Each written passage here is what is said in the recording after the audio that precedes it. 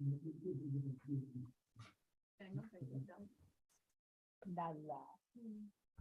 Oh, Nandi had it. Saturday.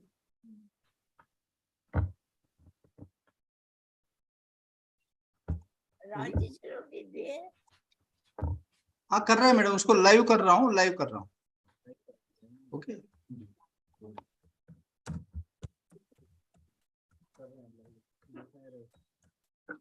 Namaskar and good morning to all of you. First, I request all of you to kindly keep in a mute mode. कर रहा है madam, उसको live कर रहा हूँ, live कर रहा हूँ।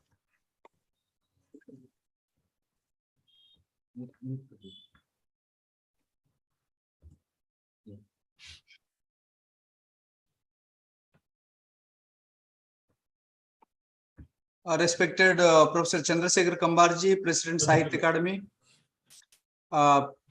Of course, Professor Ashish Nandiji will join very soon. And we have very eminent personalities with us. Navtesh Sarnaji has already joined. Suresh Goyal Saab has already joined. And also Abhi Subedi ji and Kanchana Priyanka Priyakarta ji. And all the other dignitaries from various countries, Bangladesh, Bhutan, Nepal, Sri Lanka, Thailand, and Professor Akhtarul Wasiji, who will propose the vote of thanks, and respected Dr. Ajit Kaurji, who is the president of Foswal, and all the participants of this program and friends. I am glad to welcome all of you for this edition of BIMSTEC Literature Festival, featuring writers from BIMSTEC countries, that is Bangladesh, Bhutan, India, Myanmar, Nepal, Sri Lanka, Thailand. Before proceeding any further, I join President Sahitya Academy and the entire Sahitya Academy team in congratulating respected Madam Srimati Ajit Kaurji and all the officials of Foswal in organizing literature festivals year after year, despite many hardships. Friends, BIMSTEC region represents some of the finest cultures and thoughts ever born in the world. Indus civilization, civilization on the banks of Ganges, civilizations of Dravida Nadu and Sri Lanka, in addition to those of Myanmar, Nepal, Bangladesh, Bhutan, and Thailand, collectively represent all the human aspirations from the ancient times. When one talks about philosophies and religions, then Hinduism, Buddhism, Jainism, Sikhism, and their offshoots cover half of practicing faiths in the world. The cuisine, costumes, rituals, practices, customs, mores, and all the traditional expressions of BIMSTEC countries represent not only ancient world, but also the living, continuing, vibrant and dynamic human endeavor across the spectrum. The BIMSTEC region is also one of the linguistically dense spots on Earth. The number of languages in the region, much of it still remain unwritten. The lofty philosophies, sublime poetry, grand tales, and finest of performances they give rise to is one of the most exotic in the history of humanity.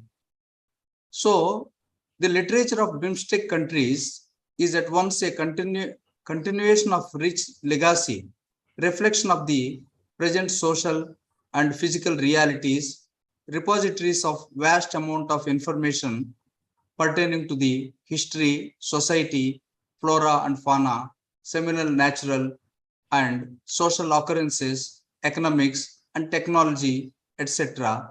from the bygone eras.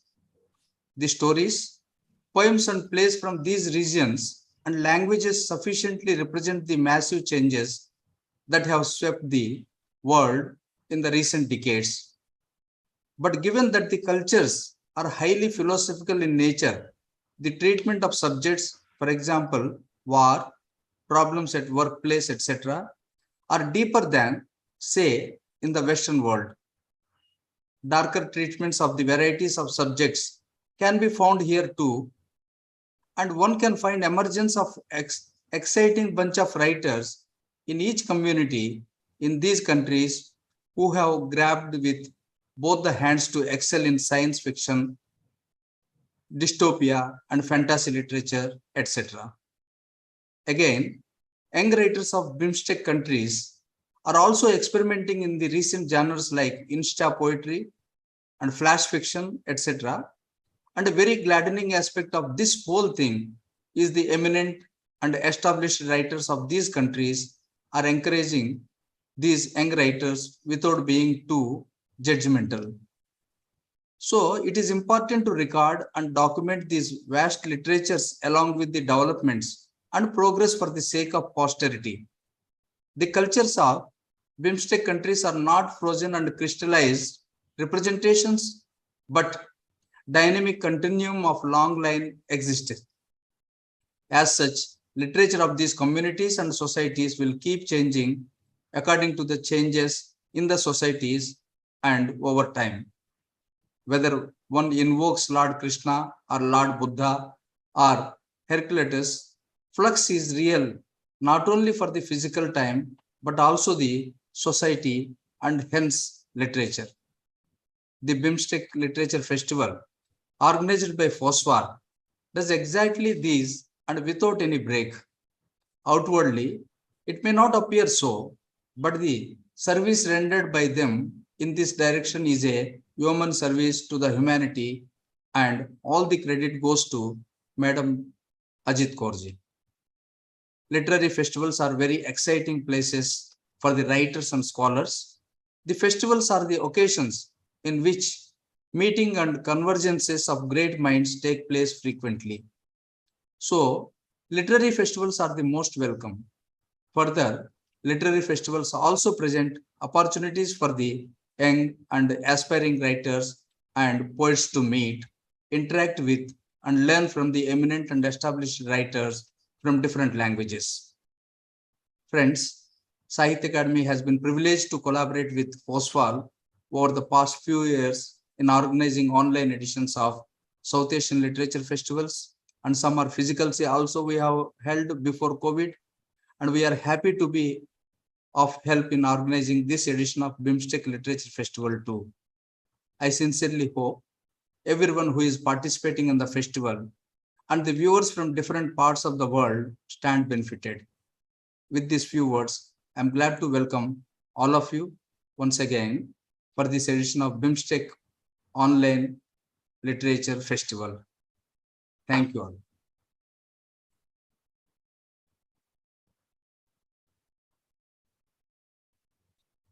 Friends, now I request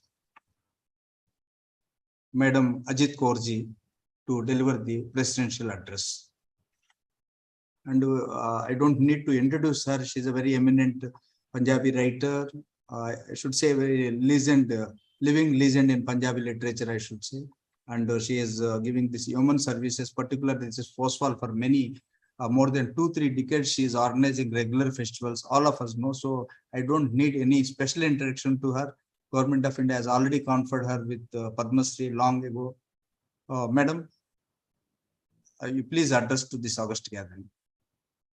Thank you, Roji. Madam आप थोड़ा mic का नजदीक रहेगा, आपका आवाज थोड़ा कम आ रहा है. Thank you, Roji. हाँ नमस्कार. Let me welcome all of you. My face is not visible. Let me welcome all of you, my friends, writers, and scholars, poets, and peace activists, and members of our Foswal family. I take the proud privilege of welcoming our chief guest, Professor Chandrasekhar Kambhar, eminent writer and president of Science Academy, Dr. K.S. Rao, Secretary Science Academy, Professor Ashish Dandir, who is presenting keynote address, Dr. Nand Kumar, the director of our festival, and eminent personalities from all the BIMSTEC and SAARC countries who are giving special addresses as guests of honor.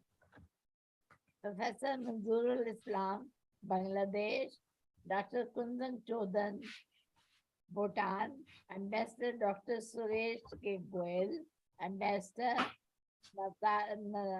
Natej Sarna, India, Dr. Madhav Kaushal, India, His Excellency Mr. Moy Koa Ong, Ambassador of Myanmar in India, Professor Abid Vedi, Nepal, Kanchana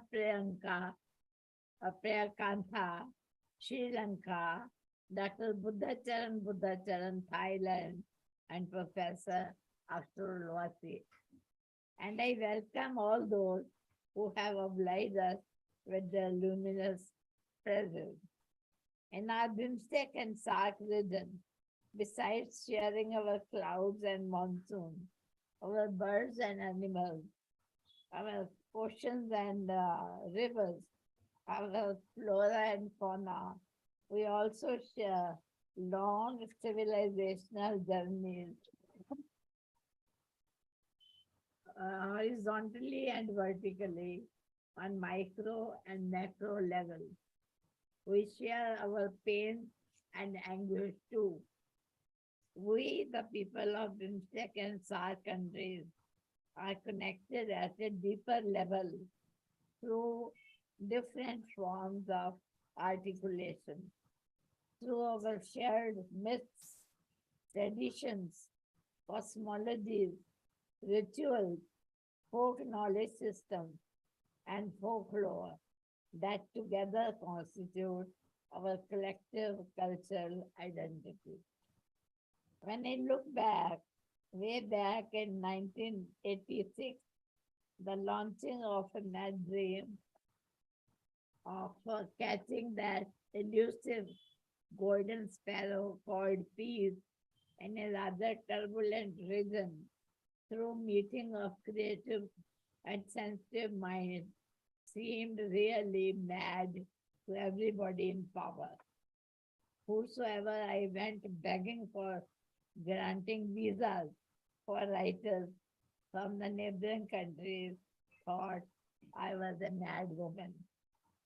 But I went ahead and in 1987 got 10 visas for Pakistani writers.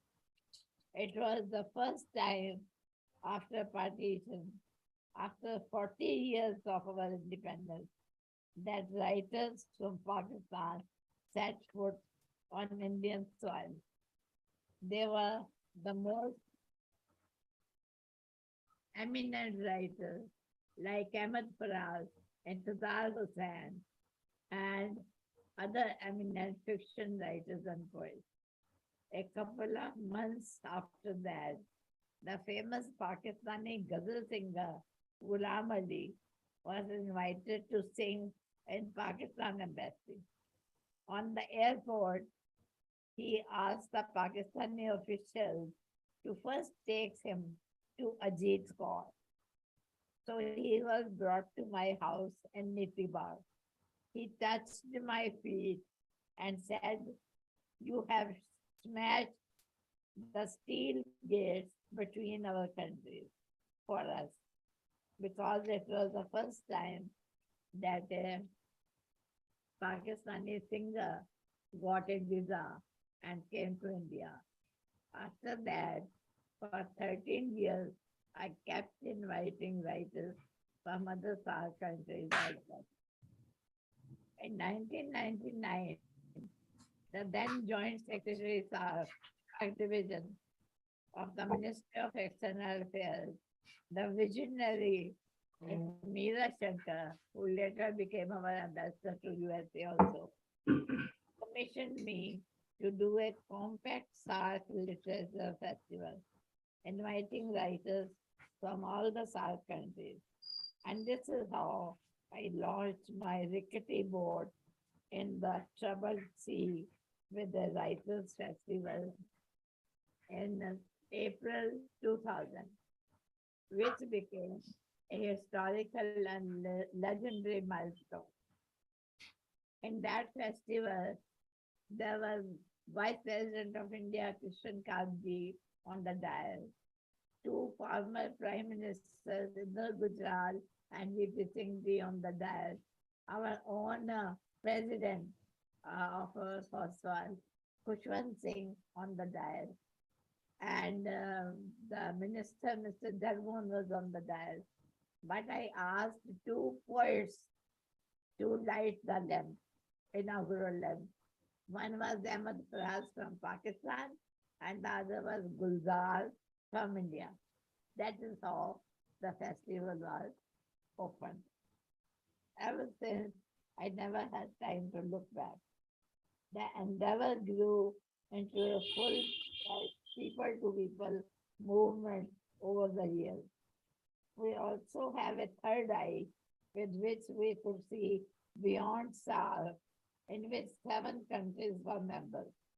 We could see the civilizational links which spread from Afghanistan to Myanmar.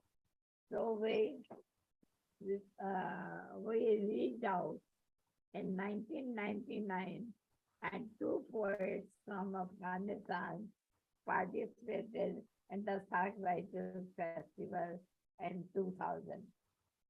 Much before Afghanistan officially became a member of SARC in 2007, its eighth member.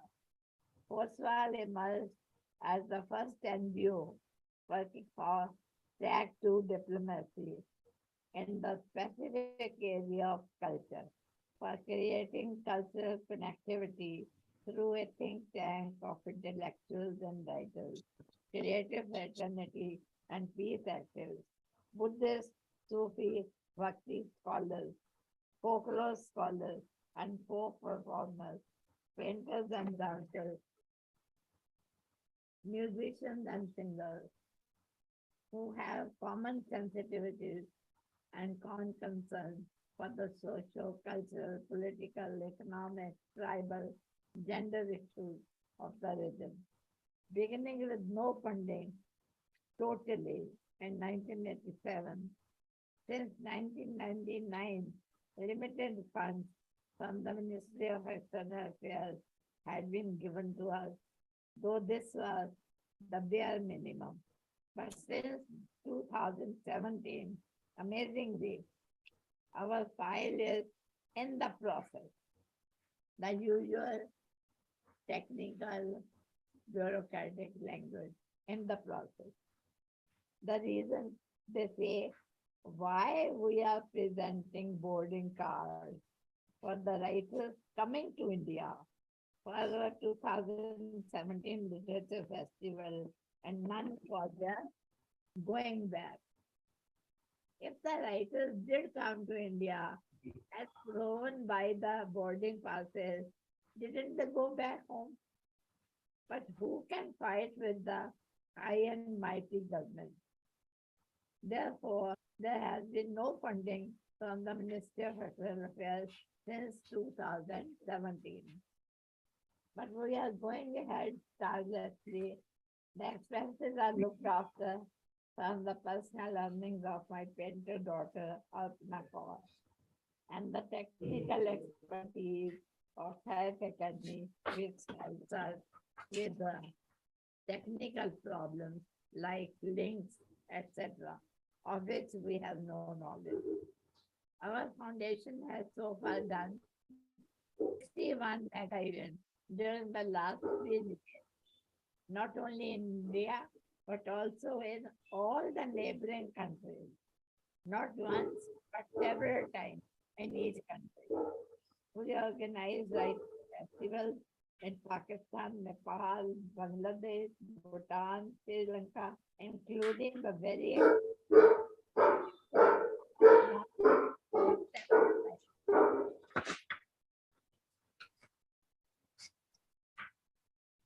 in India, we organize the festivals in different exciting cities like Jaipur, Bhopal, Chandigarh, Amritsar, Lucknow, and Agra, where delegates enjoy sightseeing too and see and admire my beloved country, India.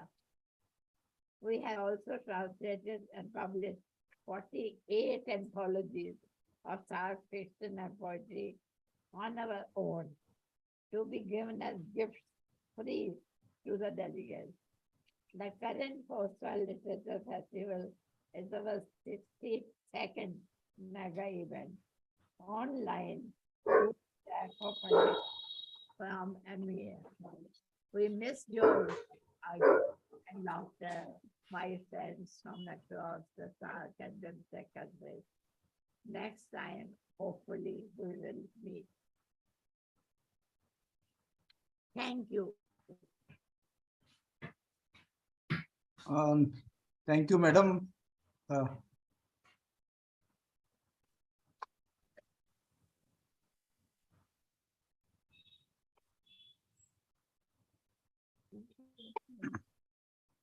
Thank you, madam. Now I request Professor Chandrasekhar Kambarji, President Sahitya Academy, who is a very eminent Kannada poet, playwright, and novelist, to address this August gathering. Sir. Thank you. Thank you, Srinivasa.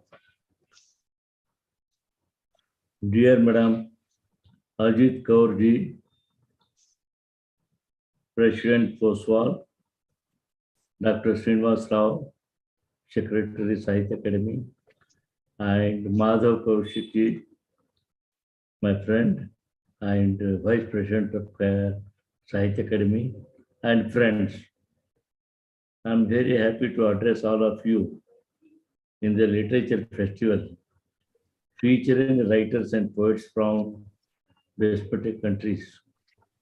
Literature presents the reality, the physical reality of the times in which creation of literary piece takes place and the psychological reality of the creator. So literary festival map, document, showcase reality as represented by literature in various languages. They bring together best minds, provides opportunities to everyone to know firsthand the literary developments in many languages. That is true of every literature festival that takes place in many places and is truer in this case. The effort by Srimati Ajit Kaurji and her team at Foswal to bring together the best writers and poets from the BIMSTEC countries, Bangladesh, Bhutan, India, Myanmar, Nepal, Sri Lanka, and Thailand. I'm very glad to see the presence of both the established and the eminent poets and writers along with the young writers. This will definitely help the young writers, even though this is only the online festival, and they can learn a lot more by watching the eminent poets and writers than by reading 1,000 books. Poems, stories, plays, religious texts, and other literature from these countries collectively represent some of the finest in the world. I congratulate the organizers for making this BIMSTEC countries literature festival possible.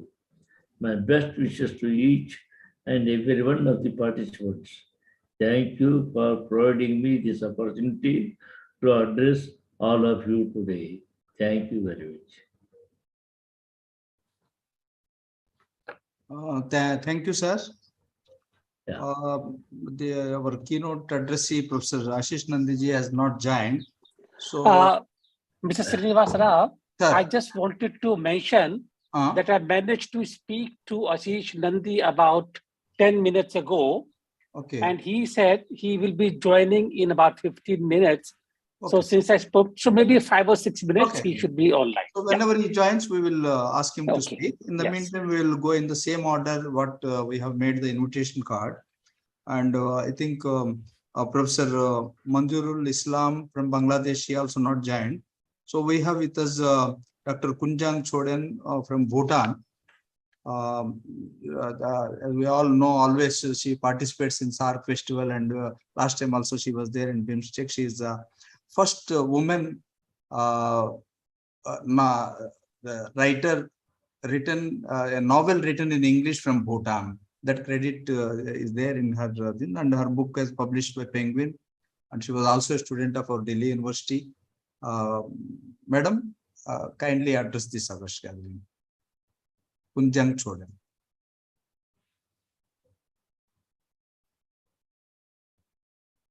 You are in mute mode, madam. You have to unmute. You have to unmute yourself. You please. Better? Now it's okay. Okay. Thank you very much, and I'm happy to see all the faces that I recognize, all the names that I've heard so often.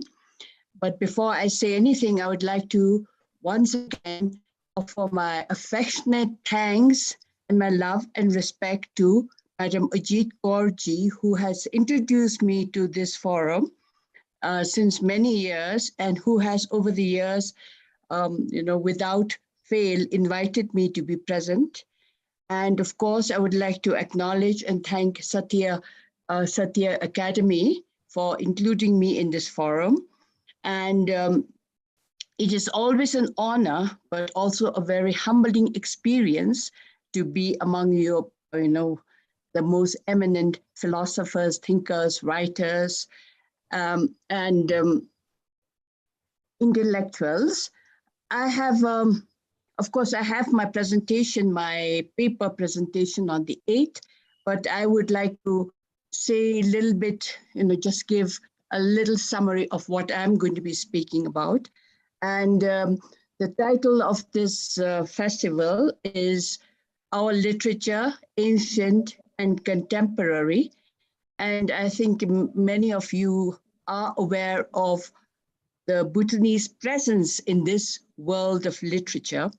And we are still in the very tenuous, cautionary kind of a stage in terms of contemporary literature, but we do have an ancient literary tradition, which begins around the same time as Tibet, when Tibet was first opened and welcoming to Buddhism.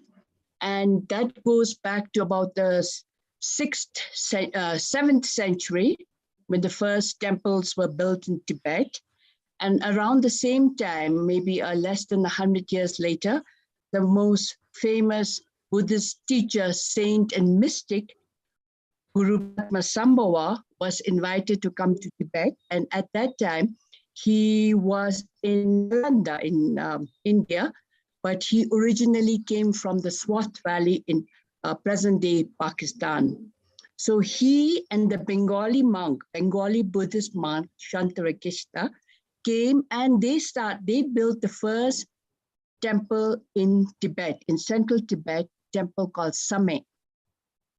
And after the completion of the temple, the first activities, the translation of the Indic and the Chinese sources of literature were introduced to Tibet. And it was through their efforts and the translators who began to translate the words of Buddha into the Tibetan language. And that was first the baby, the mother, the beginning, the nucleus of the literary tradition. As it spread, as Buddhism spread in Tibet, we began to feel simultaneously the effects of Buddhism and along with it, the religious literature that spread across the country. Monasteries were built, then the written tradition took up in earnest, and the most important basis was what we call the two iconic scriptures called the Kanjur and the Tenjur, which were from India, which is the words of Buddha that was translated. And they were just not one book or two books, but these books consisted of 108 volumes each. And these were translated and written about, commentaries were passed, and they dealt not only just with the sutras and the tantras, but they also were commentaries, and these inspired more writings to come. So we had, which shared with Tibet, we had a very rich literary tradition. The only problem was that this literary tradition was accessible only to the literate, and Bhutan was an oral society with more illiterate people, people who could read and write, than people who could read and contemplate and put forward their ideas. So there was a visible divide between the literate and the illiterate. So the literary treasures of the country were not really accessible to the general populace of the country. But the monks and the clergy acted as kind of a conduit to share the literary treasures with the public through their services to the public, reading for them, explaining to them, performing the rituals, and so on and so forth. And this went on for a while. And books were quite rare. The general population didn't engage in writing or reading because the books were considered as religious artifacts which were stored in the temples.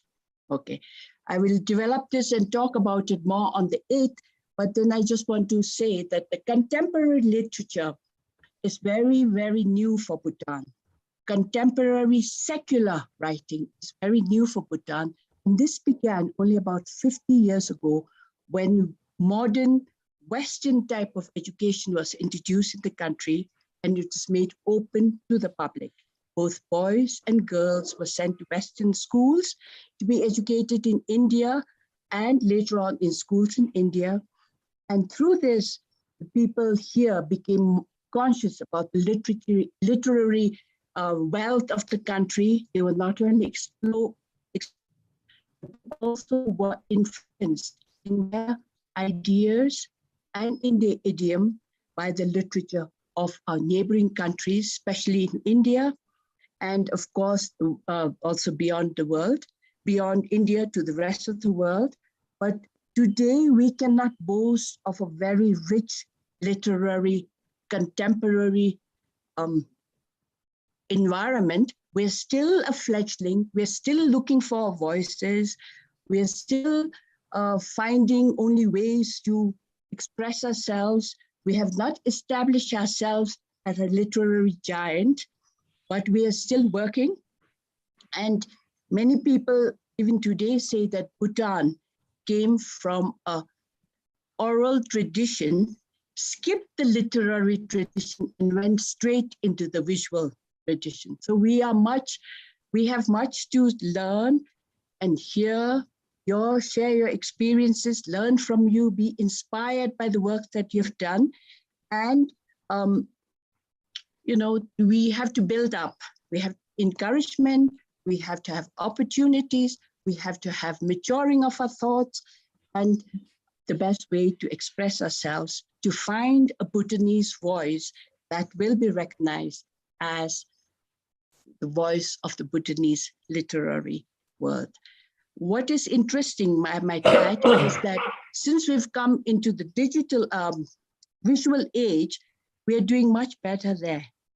In fact, Bhutanese, maybe some of you are aware, have done so well in the cinema, the film world, that even they are doing much better in the visual platform than in the writing, the traditional literary way.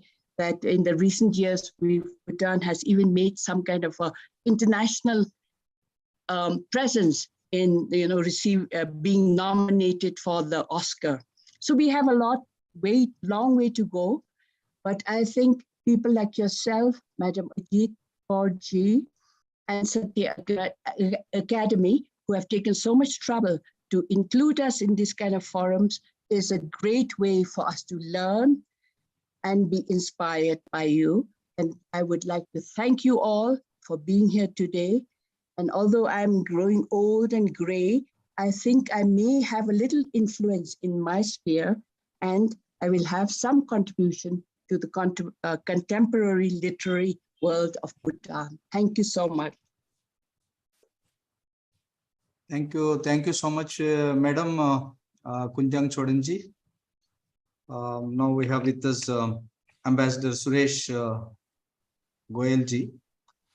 He also doesn't need any introduction. He also participates in our festival very regularly and promptly. He is a veteran IFS officer of 1978 batch and rated as a secretary in the Ministry of External Affairs and was also a Director General of ICCR.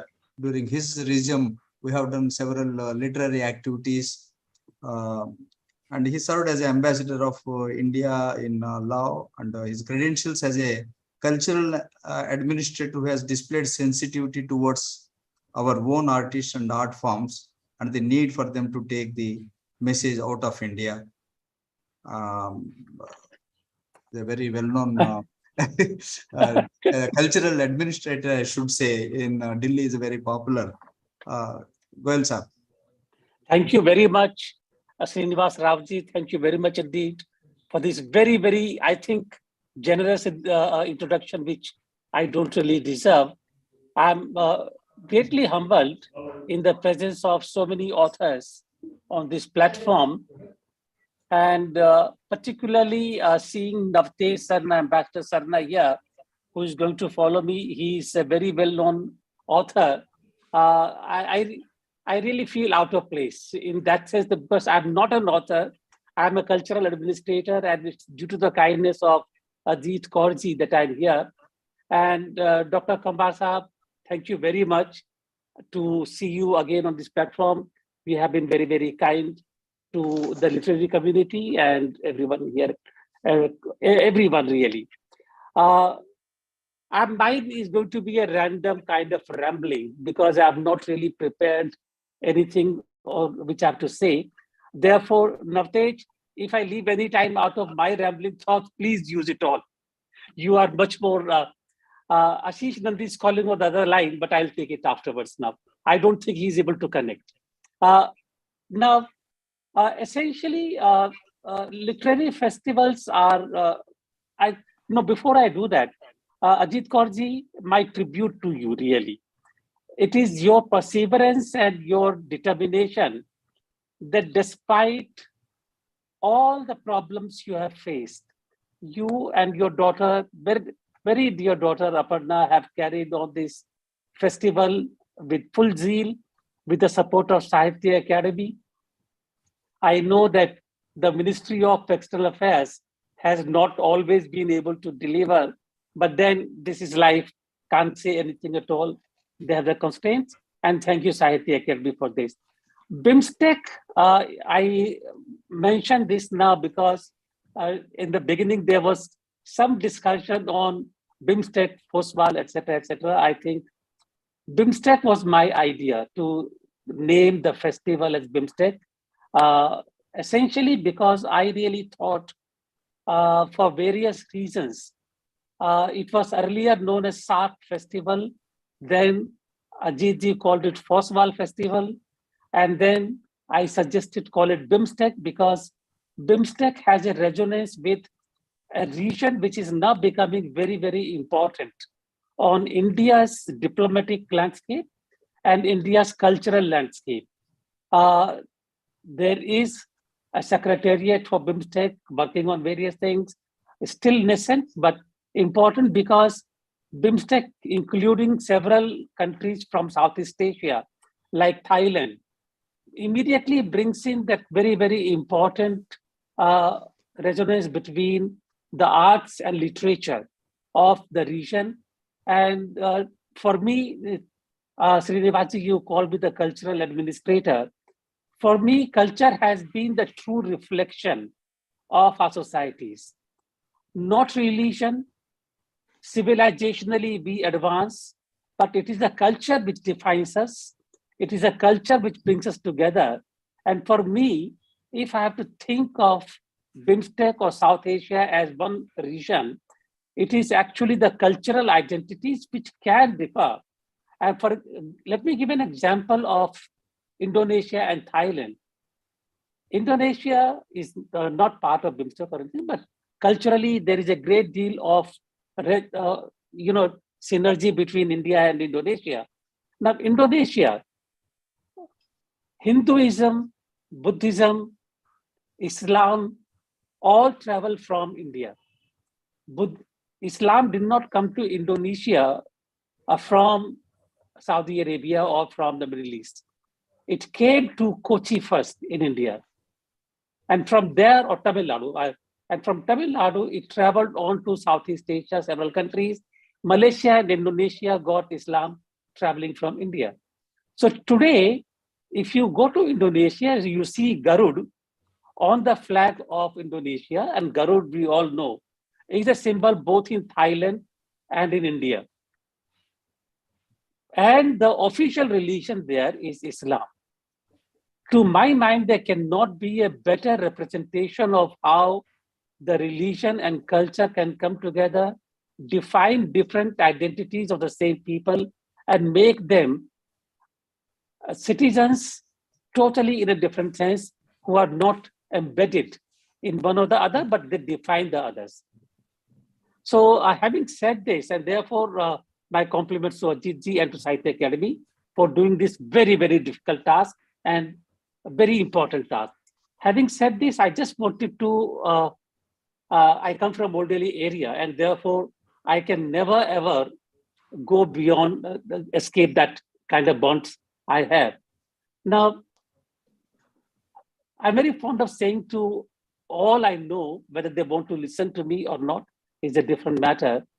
And I tell them that for me, when I think of where I come from and what I am, I cannot escape my childhood. When our living in a mohalla, a small mohalla in Nayabas, every day and at that time, you remember 1950s, there were no air conditioners or coolers. We used to sleep on the terrace under a peepal tree. So every day in the morning around 4:30, Fatehpuri Mosque was just about 500 meters from our house. We would hear the azan coming from the mosque, calling the faithful to namaz. And within about 15-20 minutes, we would have the temple bells coming from there was a temple right very close to our house. We would have the ghantis from the temple coming and waking up the Hindus for their prayers and so on and so forth. And while we were still trying to wake up to all this, there would be Christians. There was a St. George's Church very close to in Chandni Chowk. So that's a kind of a thing we woke up to. We woke up to basically all the communities coming together, intermingling with each other. I remember the Hindu akhadas taking part in the Muharram procession in Chandni Chowk. I remember Muslims showering flower petals on the Ramlila procession passing through Sitaram Bazar and on to Nai Sadak, etc., etc. I don't think that everybody would know the names, but I'm sure Navtej would know, Ambassador Sarna will know, having lived in Delhi, and he's a great historian himself and a great cultural person. So, that's a kind of a thing will you please permit me? Ashish is calling me again. Can I take this call? Sorry. Hello, Ashish? Yes. Yeah. I have, you see, I cannot, on the phone, I cannot get the Zoom. Okay. Because the Wi-Fi, Zoom is through Wi-Fi. Yes. The Wi-Fi has failed. Achha. So I have requested, I have phoned somebody to tell that the complaint on my behalf All right. to the Wi-Fi. Okay. And in the meanwhile, I will go to IIC. Okay. And find Okay. better way, a quicker way Right. Okay. to Right. address the gathering from there. Yeah. But you will have to give me, postpone it by an hour or so. Okay, I will tell them. I was just speaking my piece. I will tell them, Ashish. Okay. Okay. All right. Sorry. I'm sorry. So I will just tell you briefly afterwards what he has conveyed. Where was I? So therefore, this is a kind of a background from which I come. And therefore, for me, arts and culture and civilization are the bricks, are the cement, I used the word before, but they are the identities. They are the ones which actually define a society. If I were to think of India or any country or any society, without any literary traditions or any art forms, I think that would be a very, very vacant, very arid kind of a landscape. And I wouldn't like to belong over there. At the same time, if we want to nurture these arts and literature, it is important that there should be an intermixing of different ideas. And that is where BIMSTEC becomes even more important. I have been very fond of saying that unless there is this intermixing of ideas and thoughts, and if the arts were to continue on the same kind of form which we inherited 200 years ago or even 100 years ago, it will die. You have to have new ideas into these forms to nurture them, to grow them. The scientists have proven that unless there is genetic intermixing, the human race would actually die. And similarly, the art and culture would die unless there is an intermixing of ideas. I'm going to finish by saying, simply giving an anecdote from my childhood. And Ajitji, if you have heard it before, please don't get bored and please do forgive me. When I was growing up, now my mother, we were completely, totally vegetarians. Vegetarians to the extent of like Chinese food, not even have onions and garlic. And my sister had a Muslim friend. And suddenly one day that Muslim friend came home, and my mother, when she met her, she said, now what do I do? She's a Muslim, she must be eating meat and all kinds of things. How do I offer her tea? The idea was not that she is a Muslim, but she eats differently, she has a different kind of diet. How do I do that? And she said, and she said, Bitia means daughter, we are so and so, you eat all kinds of things. Therefore, for me, if we were to allow intermixing of our plates and all those things, I wouldn't know what to do. So here is your kettle, here is your cup and saucer. Please make tea and have your tea here. And I'm going to keep these separately for you. So please do come every day, have tea here. You are like my daughter. She didn't mind. And every time she would come, she would scream and she said, Auntie Z, where is my cup? Where is my saucer? I won't have. So, this kind of an acceptance and toleration and understanding that we can be different and yet be together. And yet we are the part of the same community. I think that is what really made my childhood so special. Thank you very much. I think I've taken a lot of time already. Even though in the beginning I said that I will not take 15 minutes. And the floor is all yours, Mr. Rao. Thank you, sir. Now I call upon Ambassador Navtesh Sarna Saab. As we all know that he is a very eminent author and also a veteran Indian Foreign Service 1980 batch officer and served as an Indian diplomat for almost 4 decades, I should say.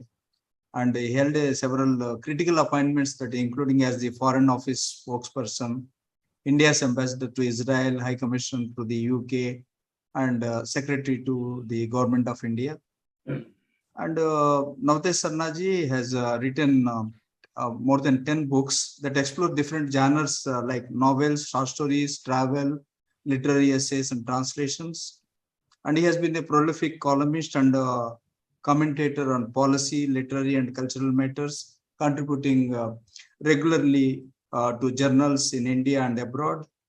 And now he is completely devoting to his writing, and his latest work, I should say, it is not less 3-4 months ago, which we all know, that is the highly acclaimed historical novel Crimson Spring.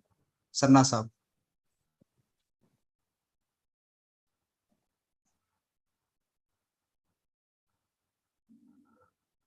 Sir, you have to unmute, sir.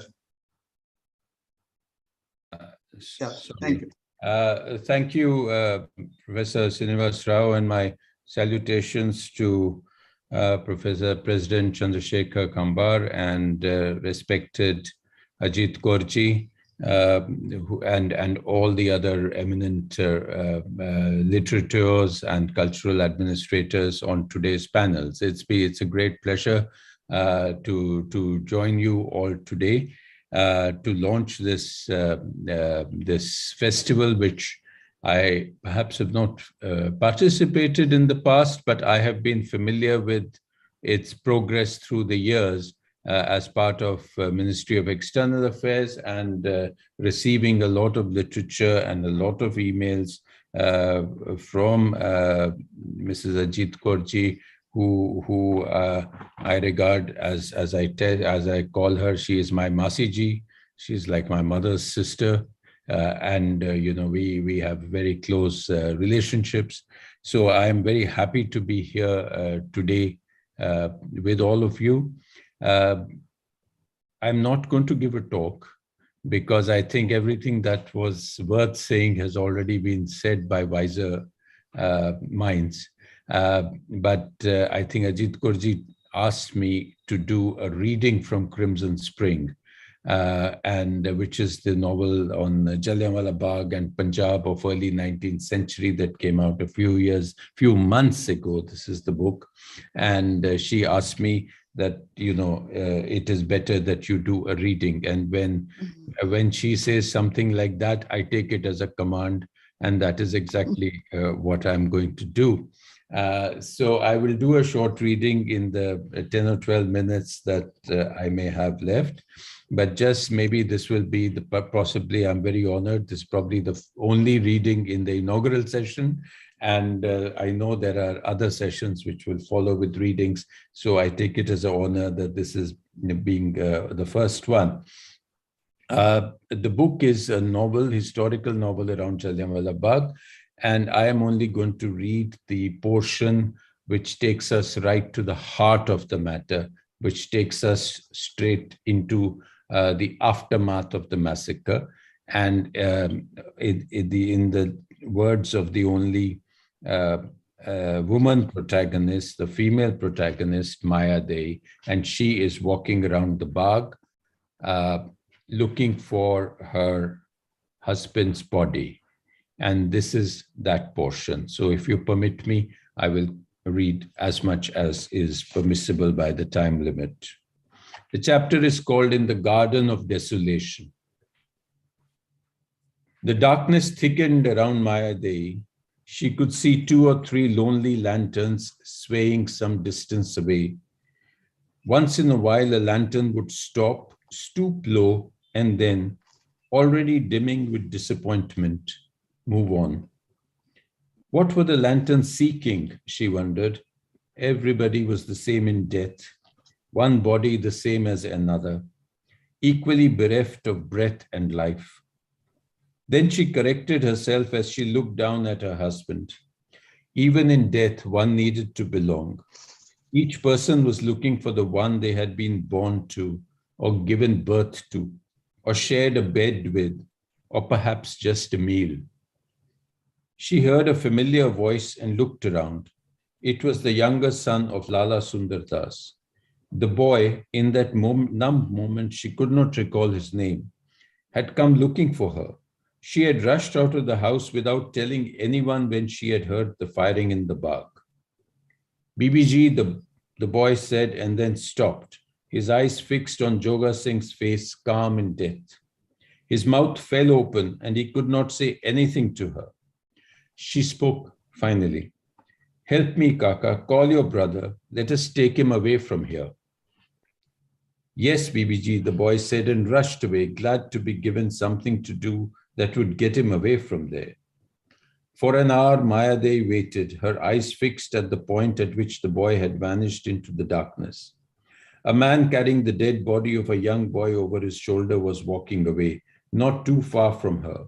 He seemed taken aback to see a woman sitting in this garden of desolation, among the dead and the dying. Then he seemed to understand that she was waiting for help.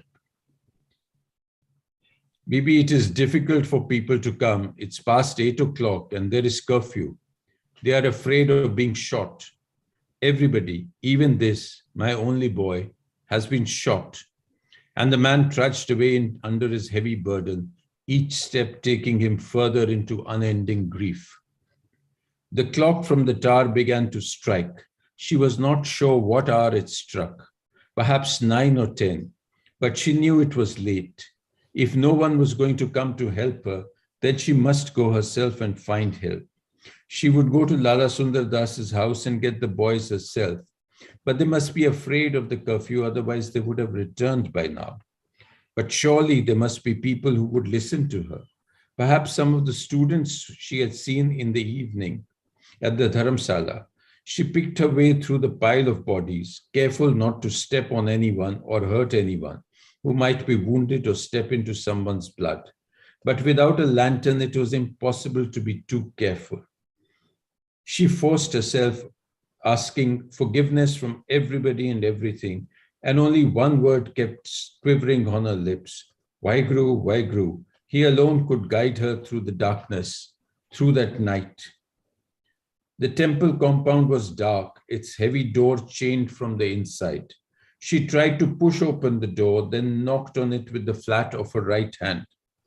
A window opened in the upper story of the house across the lane. A bald, middle-aged man wearing a vest was framed behind the rounded iron bars. What is it, Mai? There is nobody in the Dharamsala. The boys have gone home for Baisakhi. Bhai Sahab, can you help me then? My husband. She could not bring herself to say the words. Her jaw quivered and tears began to flow down her cheeks. The man understood. I have 2 wounded men lying in my house, and I'm the only one to take care of them. It is also curfew time. I wish I could help. But look a bit further on. See if you can find someone. She walked on. There was nothing else to do. Slowly, she walked back to the Bagh. She knew she had to be with Joga Singh, and she would stay there until someone came to help her, even if she had to wait all night. As she was about to enter the Bagh, her foot stepped on a lathi, the kind that peasants often carried when walking long distances. Its owner, lying face down in the drain, would not need it anymore, and she picked it up instinctively. She had seen dogs prowling among the bodies. Holding it in both hands, she returned to her vigil by Joga Singh's body. The boy to whom the soldier had given water was still alive. Mai, please stay here. Don't go anywhere, he entreated as she saw her return and sit down. I'm not going anywhere, child. My world is here, was all that she could say as he shut his eyes.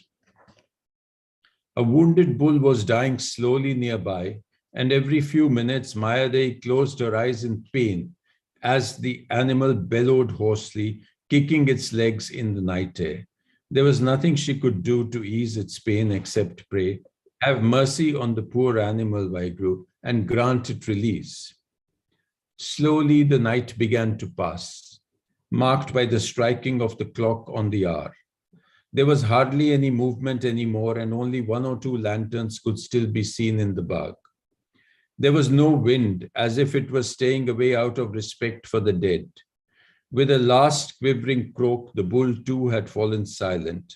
Only the dog barked, their noses covered with blood. Just after the clock struck 2, a peasant who lay not far away called out to her, Mai, give me a hand and lift up my leg. She held and raised his leg with both hands for a few moments to give him relief and then gently put it down. Finally, she was able to count 5 chimes of the clock. It seemed that for an hour or so she had fallen asleep where she sat, her husband's head in her lap. She looked around, bitter burning bile rising in her throat. A weak dawn was hesitating across the sky. In the wan morning light, swarms of kites could be seen circling and swooping, ever lower. Joga Singh's body was stiff and his legs stuck out at an unnatural angle. She tried to straighten it out and managed with some difficulty. Hundreds of bodies still lay around her as far as she could see, some with their faces to the sky, eyes open, mouths screaming silently. She had not realized that so many of them were children. Many people were now in the Bagh, searching for loved ones, helping those who were still alive. In the days she saw Lala Sundar Das and both his sons hurrying towards her. The boys were carrying a charpai between them. She touched the Lala's feet and then he held her close as her body was racked with uncontrollable sobs. The boys put Joga Singh on the charpai and the small group began to walk towards the narrow exit at the far end, just like all the other little groups on that killing field carrying away their dead. So I'll stop here. I think this is just to give you a taste of the book, and I think it is a taste of the common history of the region in many ways. I think we all in the region can understand our own history through the commonalities of our culture and the commonalities of our historical experiences. So I won't elaborate more on that. Thank you very much for the time. Thank you. Thank you, sir. Rather, we need a full-fledged reading by you. Whenever you give time in the academy, also we can arrange a special reading for you. Sir. For the Sahitya Academy, I have time, as much time as you want, whenever you want. Thank you, sir. Thank you, sir. Thank you so much. Friends, now we have with us Sri Madhav Kaushik ji, very eminent Hindi writer and also the Vice President of Sahitya Academy, who has authored nearly 30 books that includes poetry collections, short story collections, criticism, children literature, translation, and edited books, and he has received several awards at regional and national level. Sir, I request you to kindly address this August gathering. Madhav Kaushik ji.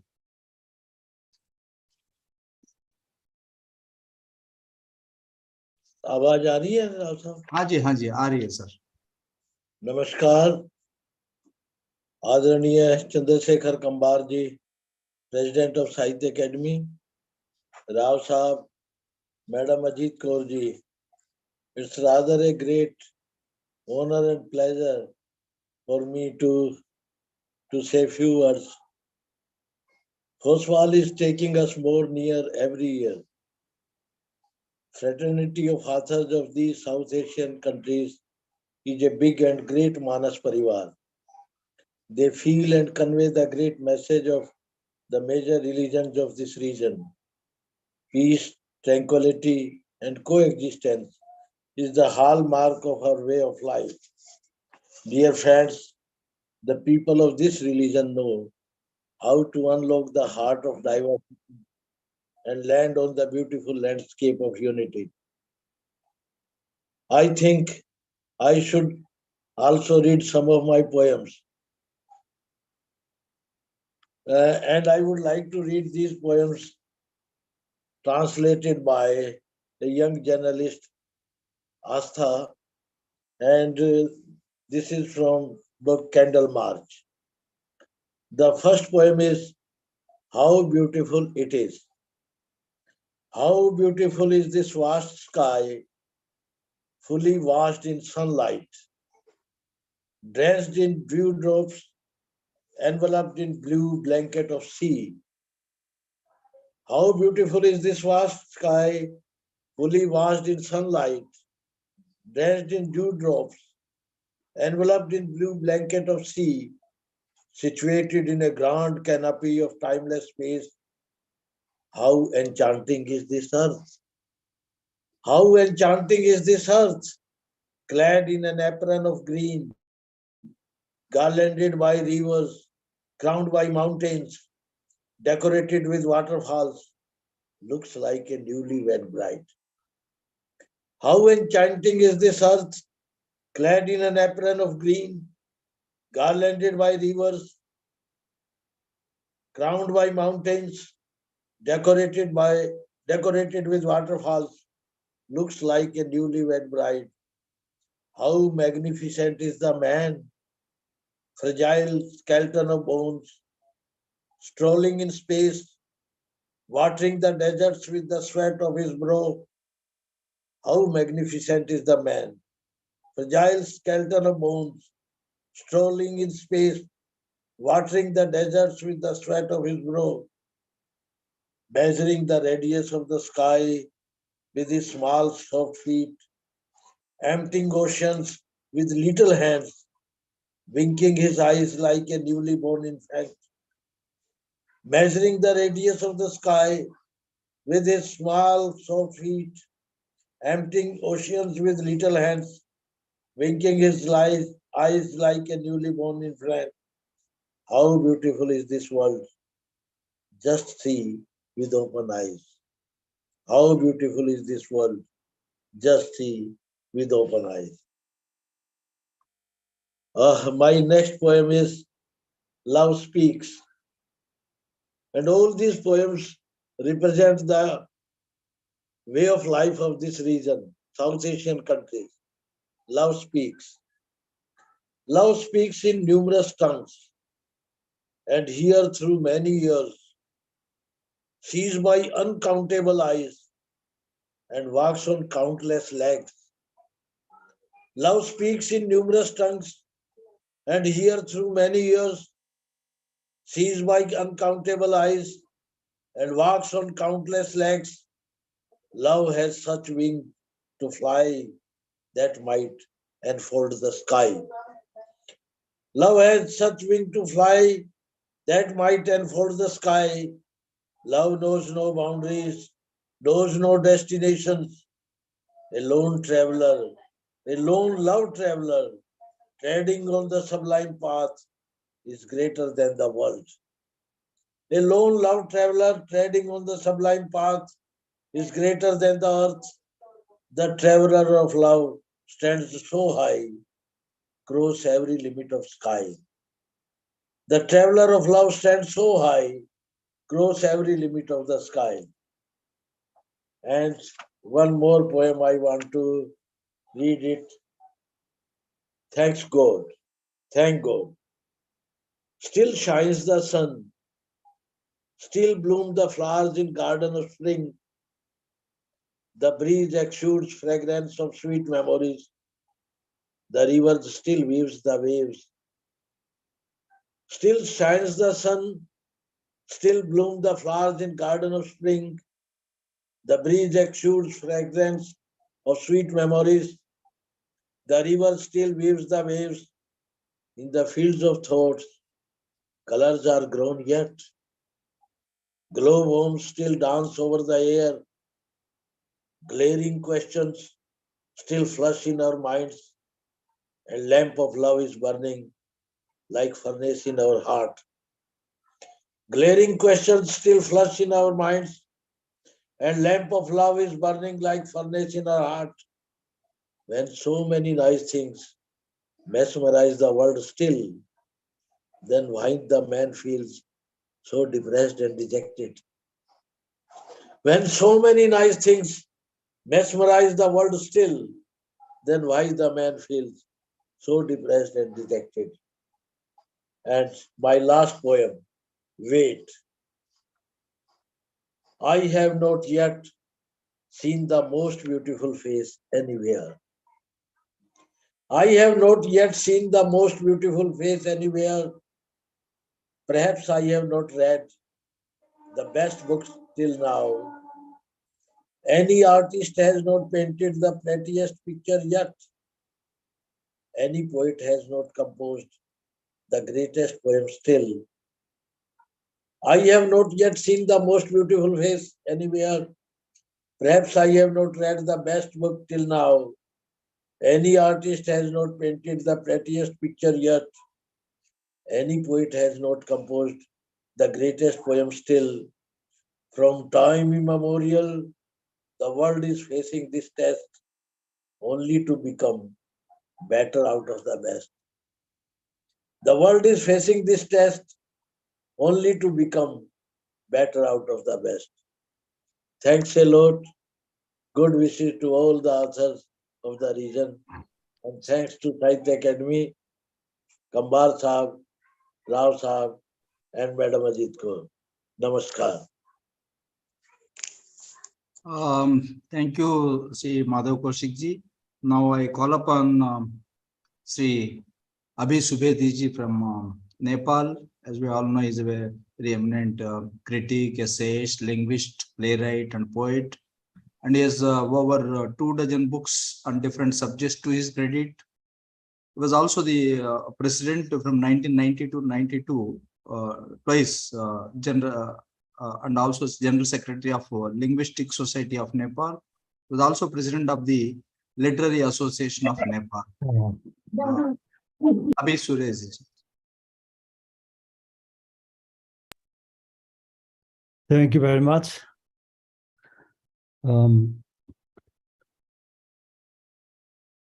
I would like to address, first of all, Ajit Kaur Didi and the President of the Sahitya Academy and the distinguished scholar Suresh Goyal ji and Kunjang is an old friend, and Madhav Kaushik ji, whoever are present here, and the Sahitya Academy, Jayanta Rao ji, and all the other distinguished scholars present here. I don't want to take much time.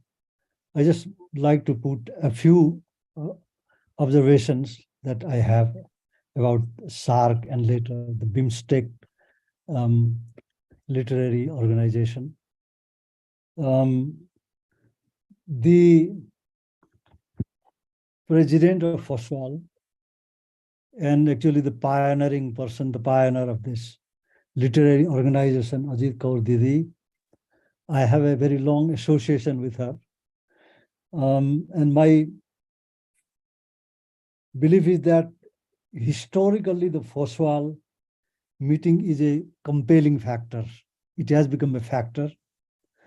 There are two aspects to this organization: origin and continuity, as well as I would like to add change. I was there at the very beginning of this SARC literary organization. Incidentally, I have always been there with Ajit Kaur Didi and other participants. Probably I'm the one of the few oldest person who has been maintaining this kind of continuity to this organization, partly because of my relationship attachment, and also partly because of the importance of the Foswal and the SARC literary organization. The two aspects of these organizations are very important. I would like to focus on the continuity of this organization, which probably remains the only literary organizations in South Asia, at least I can say that. In South Asia, this is probably the only literary organization. And then about the last 2 decades, or a little more than 2 decades, this organization has gone through many different phases of experiences. It has changed a lot, adapted with the times, and then addressed the very important issues of the region, both literary as well as folkloristic and as cultural. So this organization has addressed this. During this time, many things have changed in this region. The conditions of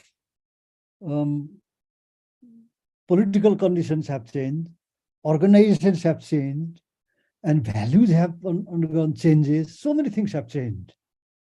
And the question of continuity cannot be defined in terms of politics. It should be discussed, but can be discussed only in a different term.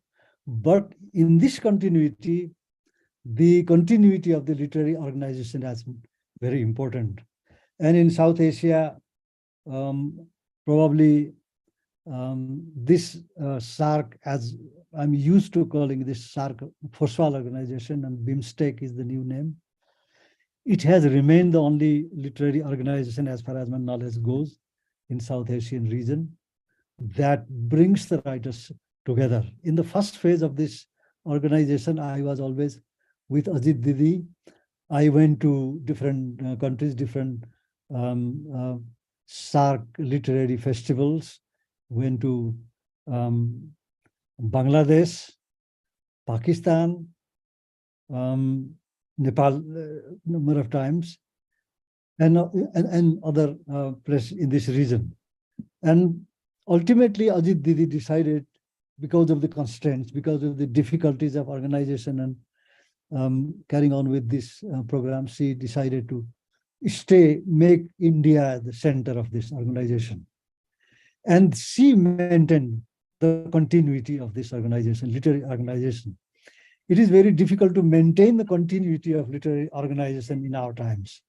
First, people are not interested in literature very much, because this region and all the activities are dominated by politics and the built around personality cults. So to maintain the continuity of literary organization in terms of an organization is a very, very difficult task. And Ajit Didi has maintained that, and I'm always there with her and written a number of articles about her and so on and so forth. This has been a very, very important challenge. And most important aspect of this organization is the variety that it has covered over the years. Because this organization, Foswal, organized very, very important folkloristic and cultural festivals in this region. And then in later time, the collaboration with the Sahitya Academy has added a new dimension to Foswal. That is my very strong belief. And then this organization has brought writers of different generations. Even in this time, I can see from the evidence of the Nepali participants, this organization has invited writers of different generations. Some of the writers that Didi just mentioned in her speech, I don't know where they are now, but this kind of a changing the generations of writers who have been participating in this Foswal conference, from that point of view, the Foswal has been a rainbow. It is a rainbow of the changing literary scene of South Asia or BIMSTEC. BIMSTEC, I'm not very sure, but South Asia. So it has been a very, very important rainbow that reflects all the changes that have taken place in the field of literature. And I can say that from the evidence of my own literary tradition in Nepal. I saw the list of the participants in this festival also. There are very prominent writers from different generations, especially younger generations are participating in this mid-festival this time. So that means the Foswal has represented the writers of the different generations, and Didi has continued to give the leadership despite her age and then sometimes little frail physical conditions she has maintained. Continued this through all these pandemic years, also through by means of this online medium. And so that is a very important continuity. I don't want to elaborate this very much. I just want to close by saying that I strongly believe in this continuity of this organization, but people should also understand that it has been basically, mainly, importantly, the contribution of Ajit Kaur, the senior writer, who has been giving continuity to this, and the previous modality of the organization doesn't work anymore. That is organizing the BIMSTEC and Foswal festivals to other member countries because of the various reasons. Firstly, people are not very cooperative. The politicians are not cooperative, and it is very difficult to get the organization involvement in this literary organizations and so forth. I hope in the future people will participate, and the dream of Ajit Kaur Didi will be fulfilled one day in this region, and others will take up. And very responsible, very important institutions like the Academy is collaborating with the Foswal. That gives me a great sense of pleasure and trust in this activity. With these few words, I just would like to say thank you very much for inviting me to speak a few words. Thank you very much. Thank you, Abhi, Subedi Saab. And now I call upon eminent poet and also the publisher from Sri Lanka, Mrs. Kanchana Priya Kantaji, to say a few words.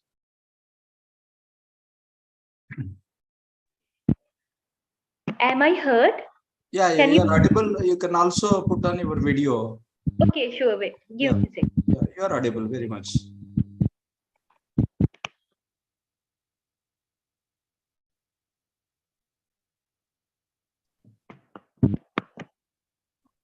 Please.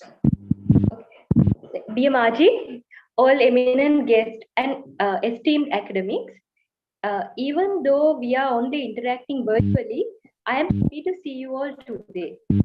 I want to thank Margie, Ajit Kaur and the rest of the Foswal family for all the hard work they put into planning the Foswal Literature Festival.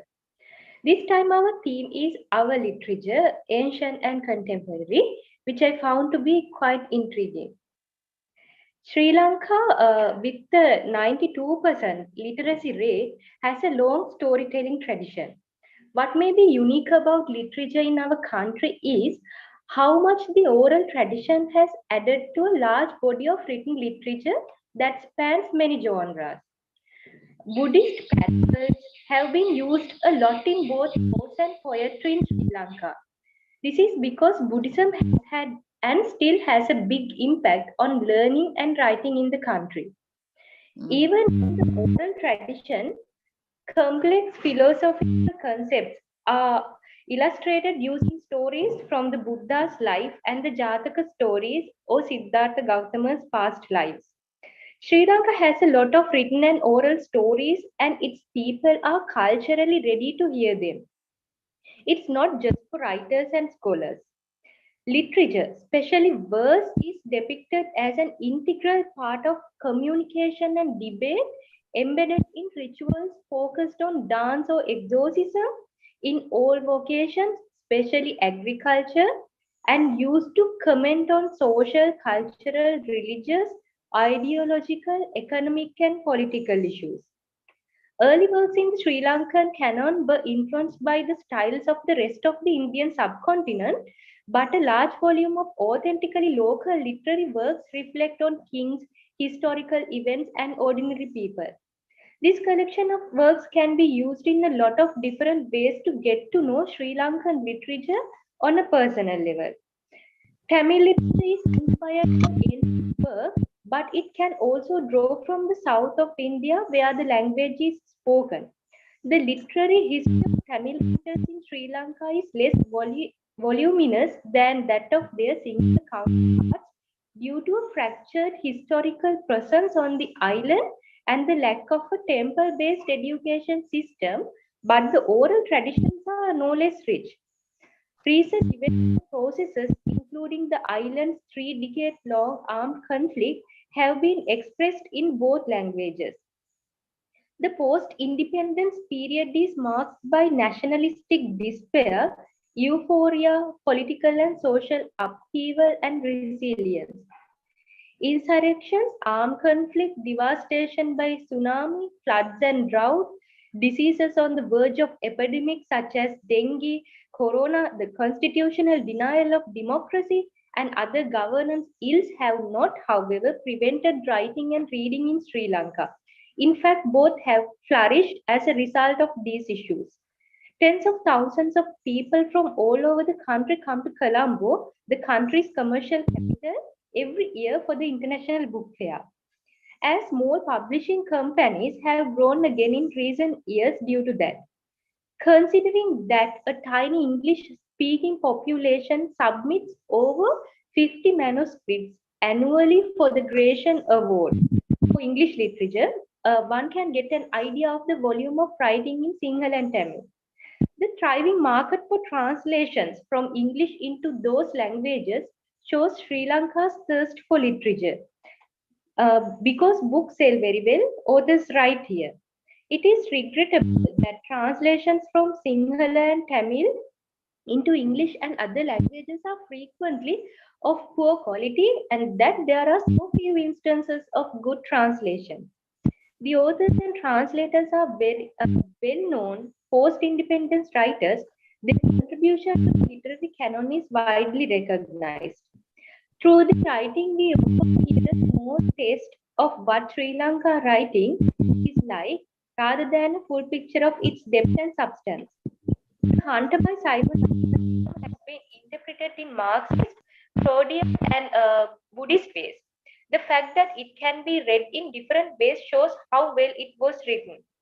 It has a simple plot that focuses on the relationship between a hunter and a Buddhist monk or bhikkhu who lives in a jungle retreat and whom the hunter visits.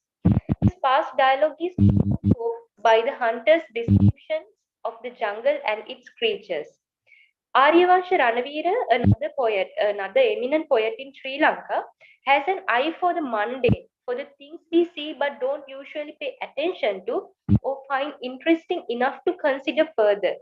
He turns reflection into imagery and meditation. In The Coziness of Family, the poet looks at the simple life of a Sri Lankan couple in their later years.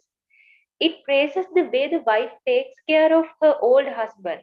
He attempts to compare the nature of birds to human behavior, claiming that birds abandon their nest once the nestlings grow up and fly away.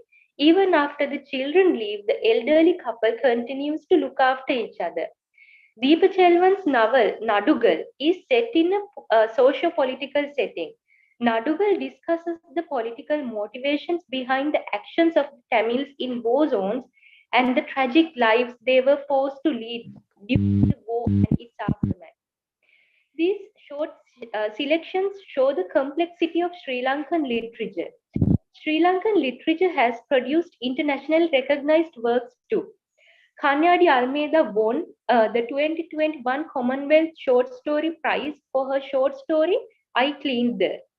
Anuk Arutpragam is an award-winning Sri Lankan Tamil novelist who is shortlisted for the 2021 Booker Prize for his second novel, A Passage North.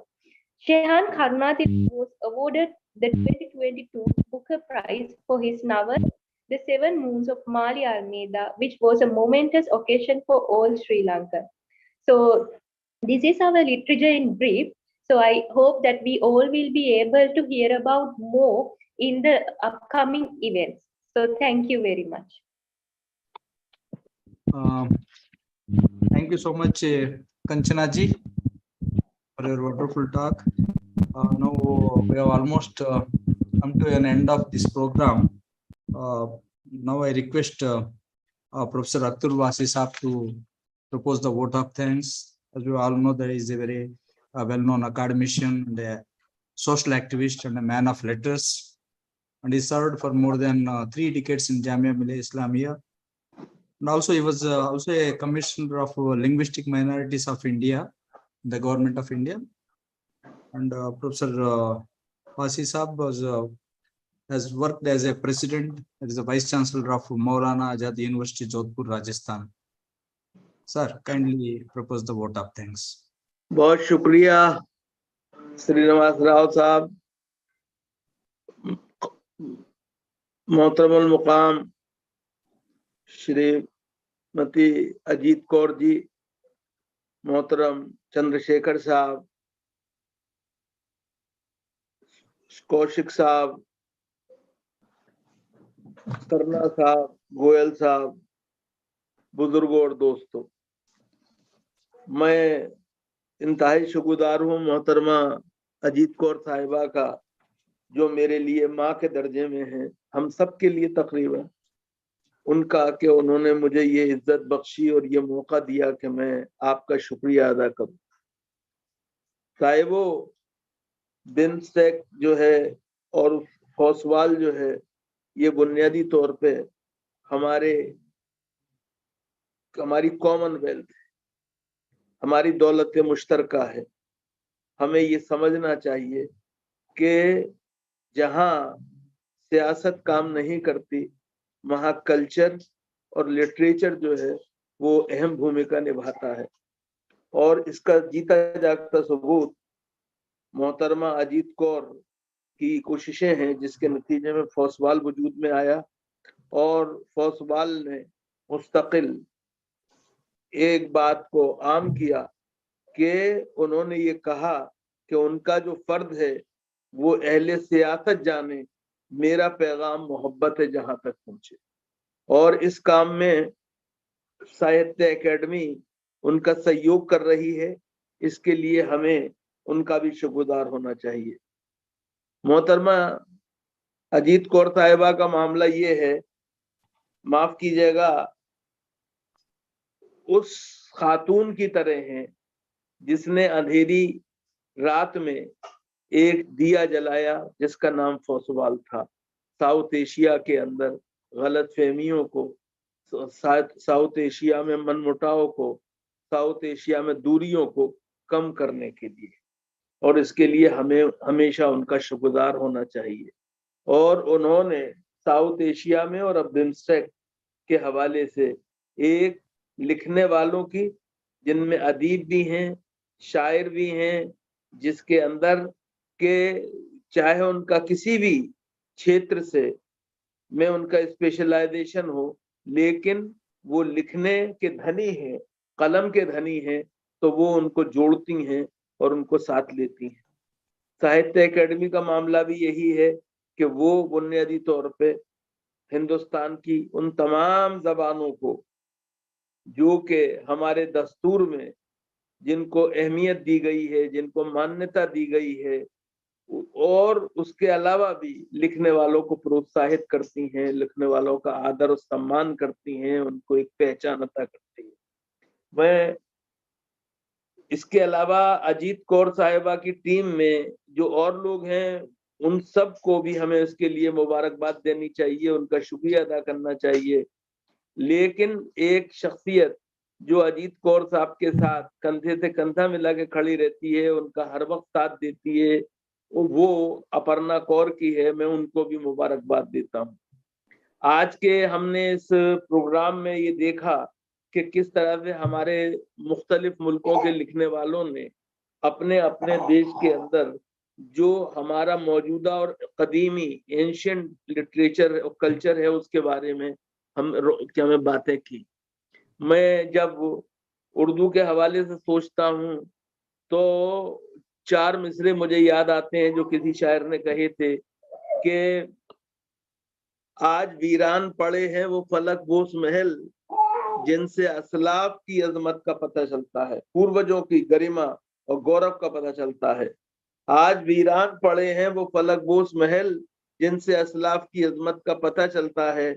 उनकी कितनी मेहनत से भला इनको बनाया होगा।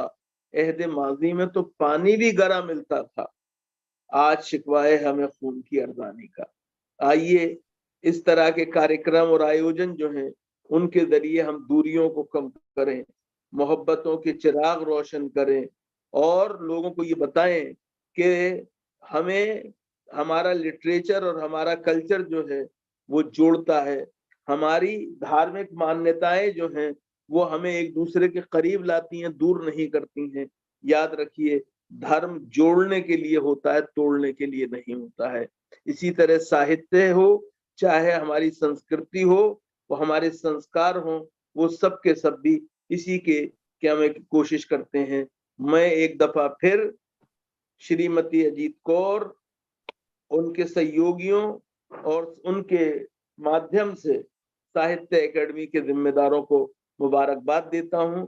जितने लोगों ने आज के कार्यक्रम में हिस्सा लिया, चाहे वो नेपाल से हो, चाहे भूटान से हो, चाहे श्रीलंका से हो, चाहे हिंदुस्तान से हो, कहीं से भी हो, उन सब का एक दफे फिर आभार व्यक्त करता हूं और उम्मीद करता हूं कि वो मोहब्बतों के चिराग इसी तरह जलाते रहेंगे और हम अपने साहित्य, अपनी संस्कृति और अपने संस्कारों की नई दिवालियां इसी तरह हर साल मनाते रहेंगे। बहुत बहुत धन्यवाद, बहुत बहुत शुक्रिया आपको।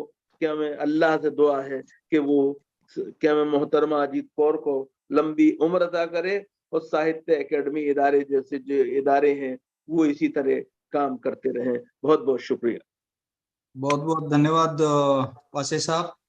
On behalf of Sahitya Academy, I also thank respected Madam Ajit Kaur ji for curating this wonderful BIMSTEC literature festival involving the writers, poets from Now- Bangladesh, Bhutan, India. After me, you will have a final words, madam. Acha ji. Yeah, India, Myanmar, Nepal, Sri Lanka, and Thailand. And Sahitya Academy is very fortunate in collaborating with Foswal. Without, I don't think we could able to succeed this kind of festivals, because she's expertise, I should say, rather. So we pray for her healthy and long life, so that our either it is Sark or Bimstick will long live. With these few words, on behalf of Sahitya Academy, I also thank our president, vice president, and also Ambassador Suresh Goyal Saab and Ambassador Navtesh Sarna Saab, Abhi Subedi Saab, and Madam Kanchana Priya Kanta from Sri Lanka, and of course our Professor Vasi Saab for participating in the inaugural session. And due to some technical reasons, Ashish Nandiji could not able to take part in the inaugural session, but I am sure in the future sessions he will join when his network, because when he was talking to Suresh Goyalji, I could hear he has some network problem. So he will join in the forthcoming sessions. With this, our inaugural session is over. Before that, Madam Ajit Kaurji wants to say a few words as a concluding from all of us. Only one word. I am full of gratitude for all my friends who have joined us. I am full of gratitude. Sahitya Academy, Chandrasekhar Kumar ji, Roy ji, Kaushik ji, and all others who have joined us and held our hand. If MEA, Ministry of External Affairs, has a logical decision to make, and probably they will come forward in March to hold our hand and give us a little funding. We will have a physical concert on March 12th, 13th, 14th, and 15th. Till then, let us hug each other on the cameras and say bye. Madam, one correction I want to make it clear. If you want to Sahitya Academy collaboration, during those days it is not possible, because our festival starts on 11th. It is a week-long festival. We have already scheduled 1 year before. So we can change the dates mutually. Okay, thank you. Thank you so much, friends. Now our next session will start at 12:45. That is a poetry reading session, will be chaired by none other than Hampa Nagarajaya, very well-known Kannada poet and writer. And there are poets from Bangladesh, Bhutan, India, Nepal, Sri Lanka. So I request all of you, you can see this online festival. It is there, web live in the Sahitya Academy website, and also on the YouTube channel. You can join it online whenever you have a free time. Otherwise, later also you can see to it, because it is available on YouTube. Thank you so much. Mr. Rao, before Yes, you go, sir. can I, Ashish Nandi called just now again. He's in IIC. Right. And got his internet connection from IIC. Right, but I told him that the inaugural session is over just now. And somebody will call him back to say which session he is going to be in. Now, I don't know who will work it out. You will work it out, or Ajit ji work. Yeah, I will tell my colleagues to give a link to him in the next session. Okay, all right. That will start at 12:45. So by that time he can be ready with his technical things. Okay. I will arrange a link to him. No problem. All right. Thank you very much. Thank you. Thank you. Thank you so much. Bye. Okay.